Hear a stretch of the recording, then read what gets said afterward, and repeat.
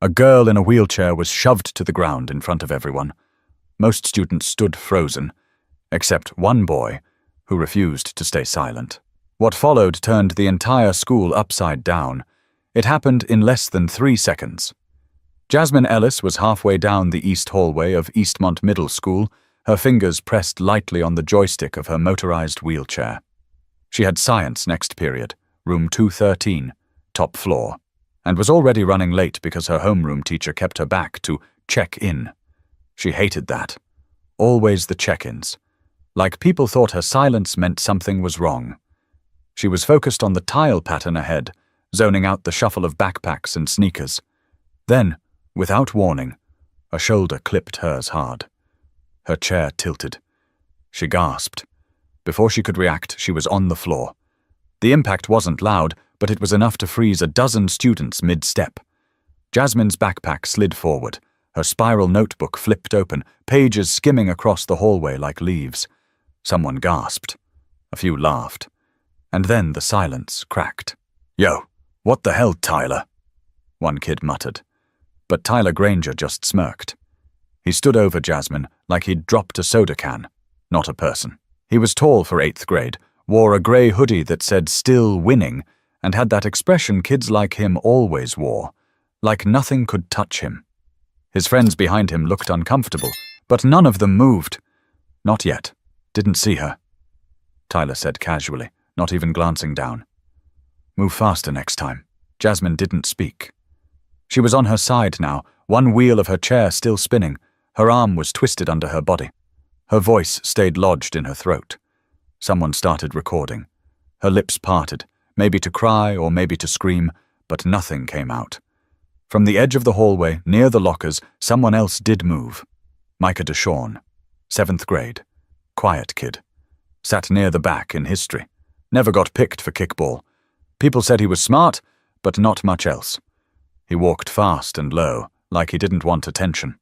But now, he stepped forward, his backpack slipping off one shoulder. He didn't yell. He didn't threaten. He just stared straight at Tyler. "You pushed her," Micah said. His voice wasn't loud, but it didn't shake either.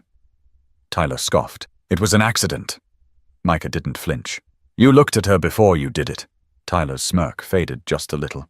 "What are you, her babysitter now?" Micah looked down at Jasmine, still on the floor. She was trying to push herself upright, her lip trembling. Her voice still wouldn't come out. "No," Micah said. "I just know right from wrong," someone whispered. "Oh." Phones were definitely out now. Tyler glanced around. His eyes landed on 2 kids filming near the lockers. The crowd was getting bigger. That's when he got louder. "Why don't you mind your damn business?" Tyler snapped. "She is my business now," Micah answered. Calm, solid. Tyler stepped forward, like he was ready to swing. Micah didn't move. He didn't blink. He just dropped his backpack and took 1 step closer. 2 feet between them. No teacher had shown up yet. The bell had already rung. The hallway should have been empty, but now it was packed. Jasmine was halfway upright now. A girl she didn't know was helping her. Her chair had tipped sideways but wasn't broken. Her backpack was still open. Her science book had a rip down the middle. "I'm fine," Jasmine mumbled. Her voice barely carried, but Tyler ignored her. "You gonna hit me now?" He sneered at Micah. "Come on, let's go." Micah clenched his fists, but didn't raise them. His eyes flicked to Jasmine, then back to Tyler. "I don't need to hit you," Micah said slowly. "You already showed everybody who you are." That line hit harder than a punch. Even the kids who had been smirking earlier looked down at their feet. Someone whispered, "Damn." But Tyler wasn't done. He was humiliated now, and he did what people like him always do when the spotlight burns too bright. He shoved Micah. But this time, Micah didn't step back. Micah didn't fall, not even a step. He took the shove like a wall and stared Tyler down, fists still at his sides. The energy in the hallway shifted. Not in that dramatic movie way, but real, sharp, and uncomfortable. No one knew what to say. No one expected this quiet kid to stand like that. Tyler's chest puffed up, probably hoping Micah would swing so he'd have an excuse. He took another step. But this time, Micah raised one hand, not to fight, but to stop him. "Don't touch me again," he said calmly. "We both know who you pick to mess with. Try someone your own size." The words landed like bricks. Tyler glanced around again, but now the eyes watching weren't laughing or shocked. They were waiting. Jasmine's wheelchair had been lifted upright by a kid from her art class. She was back in it now, shaking, arms tight across her chest. Her hair had come loose from its clip. She hadn't looked up yet. "Micah," she whispered. He didn't hear. "You'll act like he's a hero," Tyler barked suddenly. "She fell. Big deal." "You pushed her," someone else said. It was Amber Salinas, 8th grade, school yearbook team. Blonde ponytail, braces. She was holding up her phone, recording without blinking. Everyone saw it. Tyler turned to her. "Put your phone down." Nope. The hallway was heavy with silence again, but this time it belonged to Micah. "I'm not your enemy, Tyler," he said, steady. "But you just made yourself one." Then Micah turned his back on him. He walked to Jasmine, kneeled down next to her, and finally spoke directly to her. "Are you okay?" Her eyes were still wide. "I'm fine," she said, though it didn't sound convincing. Micah looked at her carefully. "You sure?" She nodded. Slow, then firmer. Behind them, Tyler muttered something, but he wasn't shouting anymore. He looked like a dog that had bitten too fast and didn't like the taste. His friends were backing up toward the stairs, all pretending they hadn't just watched him try to intimidate a girl in a wheelchair and lose to a kid half his size. A teacher finally appeared, Ms. Carvenan, from the 7th grade math wing. She came around the corner fast, her scarf flapping like a cape. She paused, eyeing the scene. Jasmine on the floor moments ago. Micah crouched beside her, phone still out, Tyler standing alone. "What's going on?" she asked. Everyone spoke at once. "She pushed her." "No, he did. It's all on video. Ask Amber." "Micah didn't do anything wrong." Miss Carvenan held up her hands. "Enough, all of you. Phones away, right now." Slowly the phones lowered. One kid kept recording behind his hoodie until she locked eyes with him. He turned it off fast.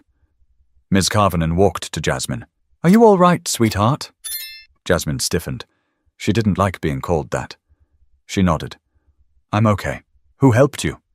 Micah stood up. "I did." Ms. Carvenan looked at him, then Tyler. "And what happened?" Before either of them could speak, Jasmine said, "Tyler shoved me. On purpose." Tyler's mouth dropped open. "That's a lie." Ms. Carvenan's eyes narrowed. "We'll sort this in the office." And that was it. She radioed for assistance and escorted all three, Jasmine, Tyler, and Micah, down the hall. Students parted for them like they were royalty. Whispers chased behind them. Some kids clapped softly when Micah passed.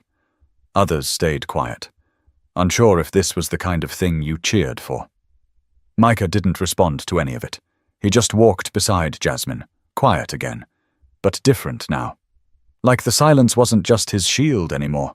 Maybe it was a choice. In the front office, they were separated quickly. Jasmine was led into the nurse's station for an evaluation. Micah and Tyler were sat across the waiting area, neither looking at the other. Micah stared at the beige wall. Tyler picked at a loose thread on his sleeve. The secretary handed each of them a referral slip. The principal hadn't come out yet, but tension was still thick, and the real fight was just beginning. Micah could hear the hum of the copy machine through the wall. He sat stiff in the chair outside Principal Landry's office, legs slightly shaking, hands in his lap. His mom always told him, "When you speak up, be ready for someone to try and make you regret it." He was feeling that now, not because he was scared of Tyler, but because of how quiet the adults were being. Tyler sat 2 chairs over, arms crossed, staring ahead like he was bored. His leg bounced under his jeans. The only time he looked over was when the secretary left the desk for a moment. He leaned over and muttered, just loud enough, "You're not going to be a hero for long." Micah didn't look at him. Wasn't trying to be one. Tyler smiled, mean and thin. "You'll see." Before Micah could respond, the office door opened. Assistant Principal Delgado poked his head out. "Granger, Henderson, let's go." Micah stood, not sure what to expect. Tyler rolled his shoulders like he was stretching before gym class and followed. Inside the principal's office, it was quiet. Too quiet. Principal Landry was behind his desk, square jaw tight, grey suit wrinkle-free like always. He looked like someone who rehearsed his tone before speaking. Delgado stood at the window, arms folded. There were 2 empty chairs in front of the desk. They sat. Landry started slow. This school takes physical conflict very seriously. Micah tilted his head slightly. So do I. That made Landry blink. I see. Let me be clear. There are videos circulating. I've seen some. Mr. Granger, we saw you shove Mr. Henderson. We also saw Ms. Ellis on the ground, but I need to hear from you both before we move forward. Tyler leaned forward, all innocent. It was an accident. I didn't see her. I was trying to get to class. People were crowding. I barely bumped her. Micah almost spoke, but stopped. Landry looked at him. Mr. Henderson? She was already on the floor when I got there, Micah said. He shoved her, then he shoved me. Can you confirm she was pushed intentionally? Micah shrugged slightly. He looked straight at her before it happened. That's what I saw. Delgado finally spoke. Intent is hard to prove. Micah frowned. It's not hard when someone says, move faster next time, after knocking over a girl in a wheelchair. That made Delgado shift his weight. Landry looked at Tyler, who now had the wide-eyed innocence act dialed up. Look, I didn't mean it like that, Tyler said quickly. I was just frustrated. Everyone's always filming. I panicked. So you pushed 2 people? Micah asked. Okay, gentlemen. Landry cut in. Enough. We're going to contact your parents. You'll both remain here until they arrive. I expect no further conflict. Micah wanted to scream. Instead, he nodded. Fine. They were led to separate conference rooms. 15 minutes later, Micah's mom arrived. Chantel Deshawn walked in with her coat still on, eyes sharp, tone low. She asked 2 questions at the front desk before they even finished their greeting. Where's my son? And has anyone talked to the girl he defended? Micah could hear her through the wall. They brought her in. He stood up when she entered, and she didn't even need to ask what happened. She hugged him once, then turned to Principal Landry, who had joined them. Explain to me how my son ends up in a room like a suspect when he was the only one helping a disabled student? Landry tried the polite approach. We're trying to gather the full picture, Mrs. Deshawn. She stared. Then let me help you. My son is respectful, never been in trouble, and he didn't raise a hand until your other student made it physical. So if we're talking discipline, we better be clear who we're talking about. Landry adjusted his tie. This is about ensuring safety. No, she cut in. This is about being scared of a story going viral. Well, guess what? It already is. Micah stayed silent. But in his chest something warmed. Not because he was glad to be in that office, but because he wasn't alone in it. But while he had someone in his corner, Jasmine didn't. Jasmine sat alone in the nurse's office, legs trembling under the blanket they'd given her. She wasn't cold. She was angry. No one had asked her what really happened. Not the nurse, not the security officer who peeked in, and definitely not Principal Landry, who'd only poked his head through the door once to say, "We'll speak soon, Jasmine." She'd wanted to shout, "It wasn't an accident," but her throat had tightened up again. It always did when she was put on the spot. The nurse offered her crackers. She said no. Then yes, just to make her stop asking. At one point, Jasmine could hear raised voices outside the hallway. A woman. Sharp. Clear, not backing down. Then silence again. Her mom, Angela Ellis, arrived 30 minutes later, breathless and clearly upset she hadn't been called sooner. She crouched down right in front of her daughter and looked her in the eyes.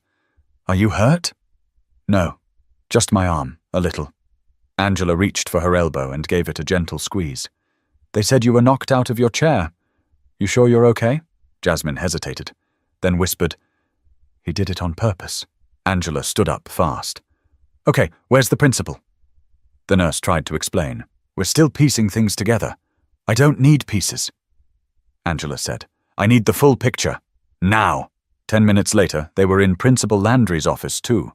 Jasmine was on the soft seat this time. Angela stayed standing. She told me it wasn't an accident, Angela said flatly.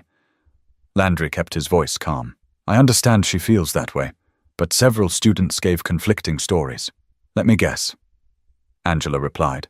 The one standing with the boy who pushed her? Landry hesitated. We're reviewing footage. There are multiple angles. You mean the one circulating on Snapchat right now? He didn't answer that. Jasmine looked down at her lap. Her hands were folded tightly, knuckles white. She felt like she was disappearing again, even in a room full of adults. Angela saw it. My daughter is 13. She uses a wheelchair. She was shoved to the ground in a packed hallway, and nobody from this school has asked her how she felt about it. Until now. Landry offered a weak nod. That's fair. But we're also concerned about escalation. Another student inserted himself into the situation, and Angela raised a hand. Don't you dare try to frame the boy who helped her as part of the problem. Landry adjusted his watch. Mrs. Ellis, we're not assigning blame. We're trying to prevent further conflict. Then maybe start by holding the right kid accountable. For a long moment, nobody spoke. Then Jasmine finally raised her head. Micah didn't touch him, not until Tyler pushed him too. Angela nodded. There you go. That's what you needed to hear. But Landry didn't write anything down. Instead, he leaned back, clearly rehearsing his next line. We're going to have to follow district policy. There may be short-term suspensions for both boys, just until we can complete our review. Jasmine blinked. He's getting punished? For helping me? Angela's jaw set. You want to suspend the kid who stopped it? Only while we complete the investigation, Landry said. Angela laughed, but it wasn't funny. Unbelievable. Micah and his mum were still in the next office, unaware of what was being said here. Jasmine suddenly felt a deep ache in her stomach, not physical, like something was going wrong in slow motion, and she couldn't stop it. Angela stood up. We're not letting this go. I'm calling the school board. Landry didn't stop her. As they left, Jasmine looked through the glass of the main office and saw Micah sitting beside his mum. He looked up and caught her eye. She mouthed 2 words. Thank you. He nodded once, but the silence that followed told her everything. Because even with the truth, schools don't always do the right thing. Micah's mum, Chantel, sat in a plastic chair across from Assistant Principal Delgado, her arms folded and voice steady. But there was no mistaking her resolve. So let me get this straight, she said. My son stood up for a girl in a wheelchair. He didn't swing. He didn't curse. He helped her up. And now you're considering suspending him? Delgado tapped his pen against a notepad. It's not about punishment. It's about de-escalation. When there's a physical confrontation, we follow protocol for all parties involved. Micah, sitting beside his mom, stayed quiet. But inside, his mind was spinning. He hadn't done anything wrong. And yet, here they were, talking like he was the problem. Chantel leaned forward, eyes locked on Delgado. Your protocol is broken. Across the hallway, Tyler Granger and his father had been ushered into another room. Mr. Granger was already making noise. His voice carried through the thin office walls. You're just trying to pin this on my son because of the damn videos. I saw him. He barely touched her. And that other kid? The one starting drama? You should have kicked him out. Delgado's eyes flicked toward the noise. We're trying to manage things calmly on both ends. Don't lump us into both ends, Chantel said. My son's not yelling in the hallway. Micah finally spoke. Why does it feel like doing the right thing gets you in trouble? Delgado hesitated. Sometimes doing the right thing puts you in complicated situations. That doesn't mean you did something wrong, but I still get suspended. We haven't made that decision yet.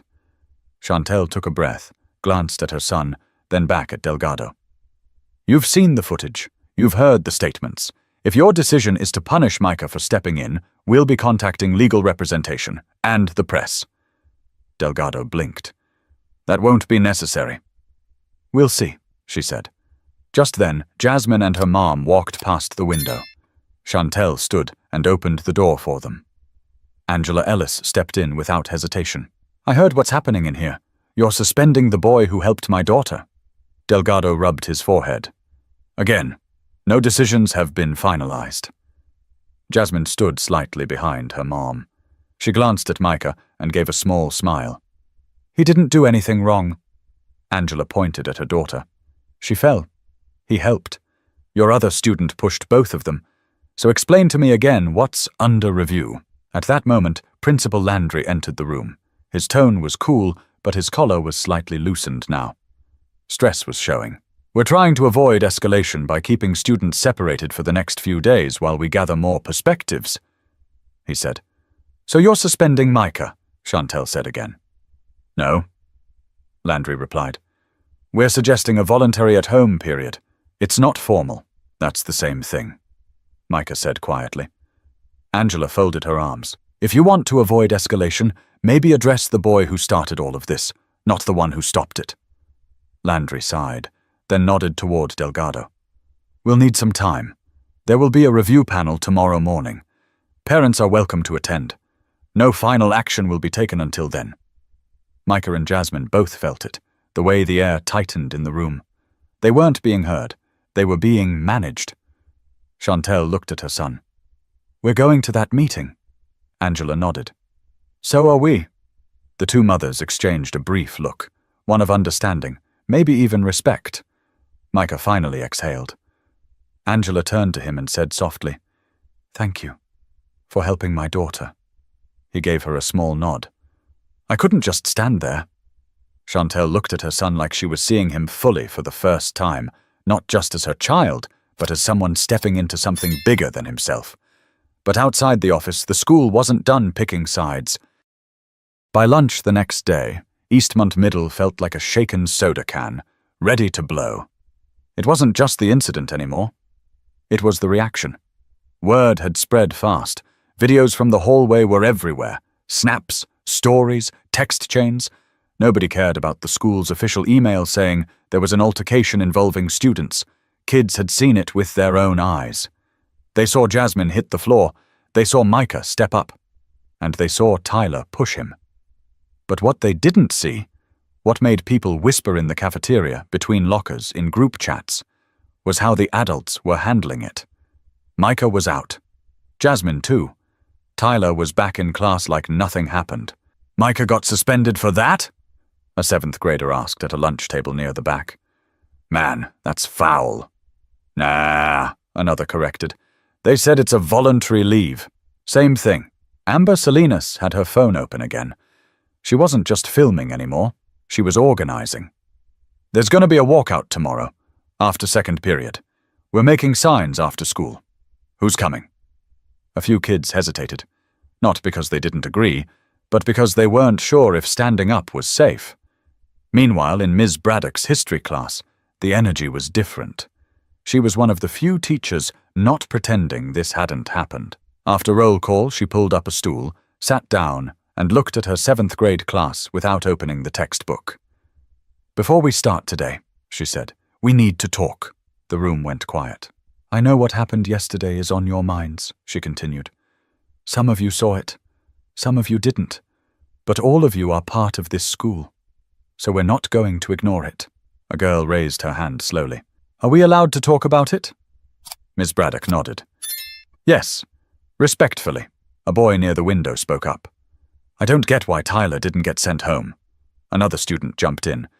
He gets away with stuff all the time. My cousin had him in gym last year. He tripped another kid during dodgeball and just got a warning. A third added. He called Micah a name after it happened, right in front of everyone. Ms. Braddock leaned forward. And how did that make you feel? No one answered right away.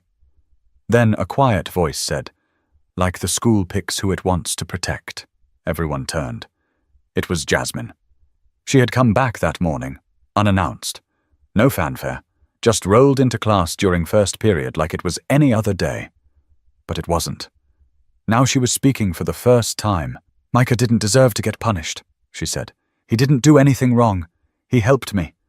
And now he's home, and I have to see Tyler like nothing happened. A lump caught in her throat, but she didn't let it stop her. I thought if I stayed quiet, things would be fair. But they're not. The class was still. Even Ms. Braddock didn't try to fill the silence right away. Then she said something simple. Thank you, Jasmine. That took a lot. Amber raised her hand. Can I say something? Yes. We're walking out tomorrow. After second period. Not just for Micah, but for any kid who's ever been blamed for doing the right thing. Anyone who wants to join, we're meeting at the flagpole. Ms. Braddock didn't tell her to stop. She didn't threaten detention. She just nodded once. Be thoughtful. And be safe. The class didn't cheer. This wasn't about noise. It was about weight. As the bell rang and students gathered their things, Jasmine rolled out slowly. Several classmates walked beside her now, not out of pity, but out of recognition. She didn't smile. Not yet. But she didn't feel invisible either. But even with students standing tall, the adults in charge were still hiding behind the rules.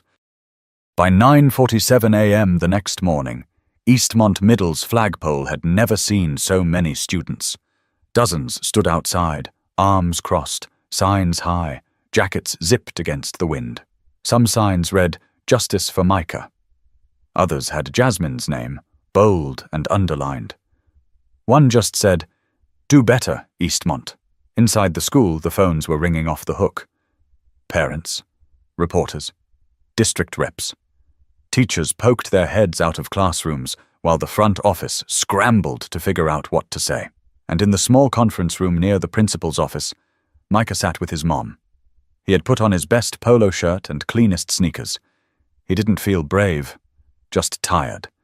The meeting hadn't started yet, but Chantel Deshawn was already in defense mode. Her tone wasn't loud. It didn't have to be. Her presence spoke louder than anything she said. "You brought us here to talk about consequences," she said. "But what you really need to talk about is accountability." Principal Landry, seated across from her, looked more worn than usual. His suit jacket was still on, but his tie had been loosened. Next to him, a school board rep named Ms. Gillian Price scribbled something in a notebook. "We're here to ensure student safety," Ms. Price said. Nothing more. Micah leaned forward.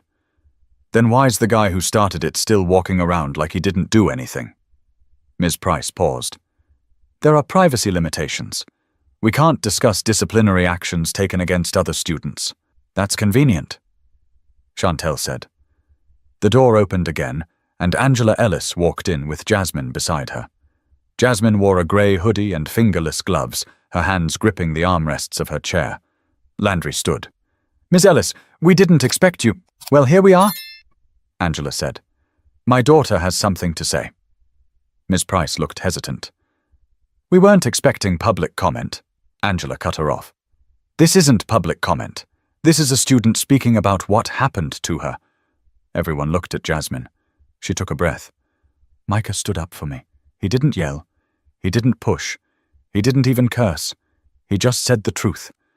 And now he's being treated like he did something wrong." Jasmine's voice didn't shake this time. "If that's what we teach here, then we're all in trouble." No one interrupted her. Then she turned to Principal Landry. "If he gets suspended, I'm not coming back to school." Landry blinked. "Jasmine, I'm serious. If this is what Eastmont calls fair, then it's not a place I feel safe anymore." Angela placed a hand on her daughter's shoulder.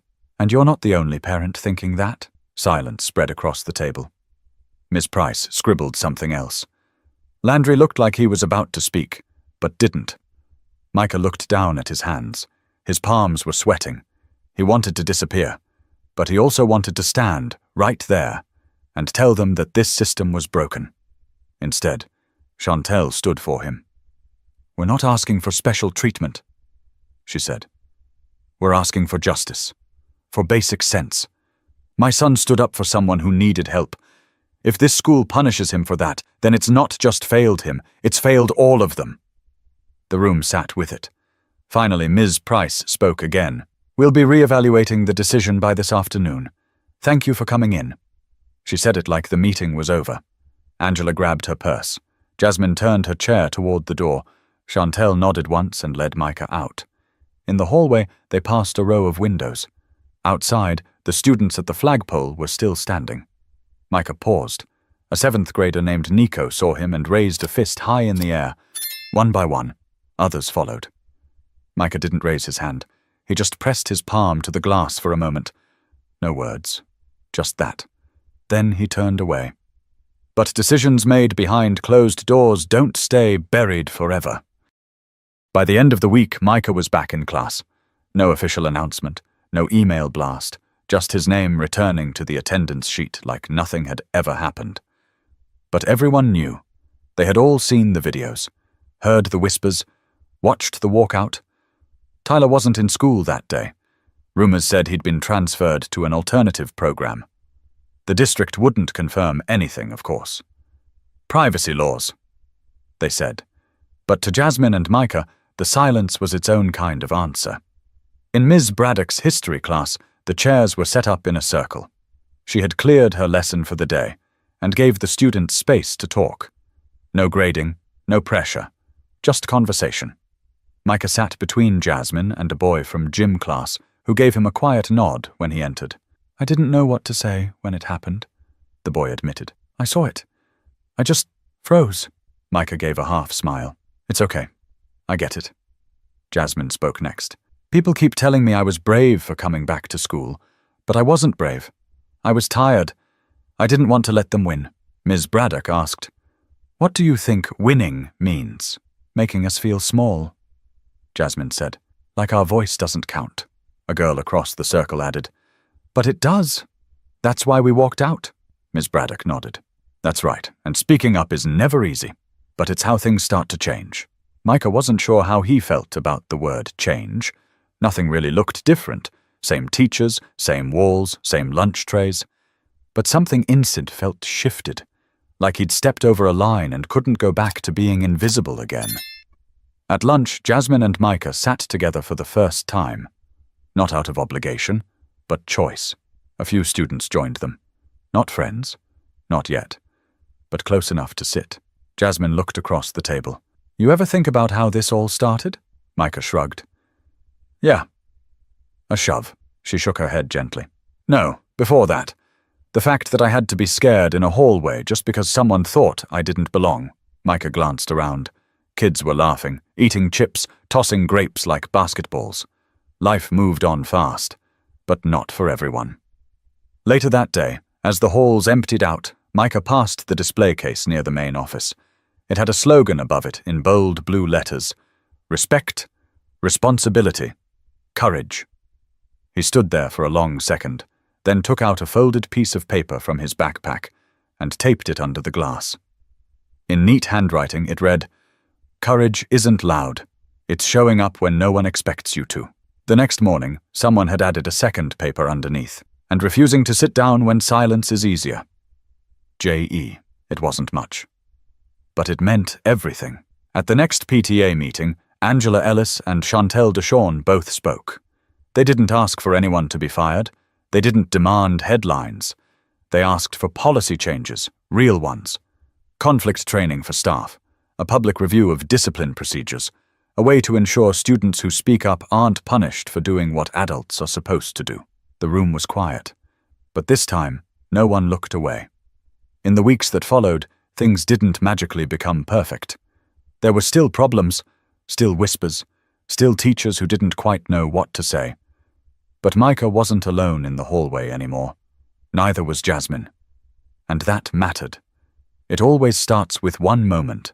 One decision to stand up, one push back, one voice saying, "That's enough." Micah didn't become a hero. Jasmine didn't become a symbol. They became what most kids hope to be, heard. And that's where change actually begins. If this story made you feel something, share it. Talk about it. And remember, the smallest act of courage can shake the walls of a system built to keep people quiet. Subscribe for more true-to-life stories that challenge, reveal, and remind us who we really are.